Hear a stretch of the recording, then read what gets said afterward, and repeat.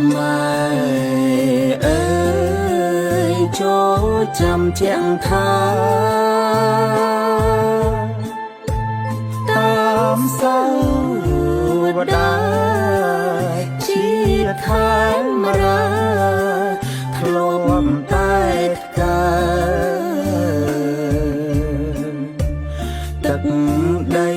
ខ្មែរធំទូលំទូលា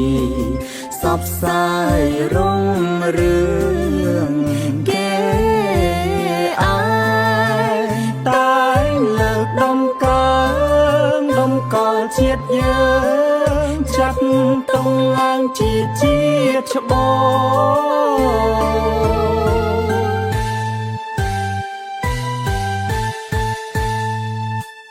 អា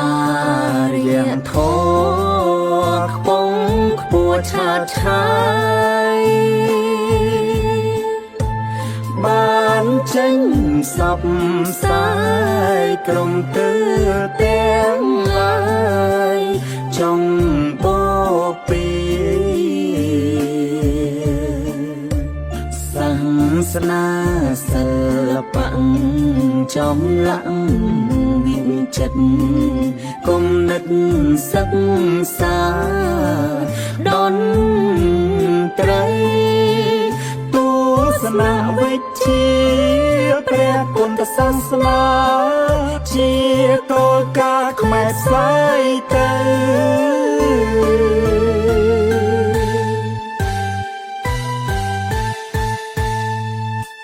ខ្មែរអើយចូលស្ដាំសាវតាដែលបានចរចាបញ្ជាក់ប្រាប់ថាពូជខ្មែរថ្កាតាំងចិត្តឲ្យមកខិតខំប្រឹងវិញបញ្ចេញដំ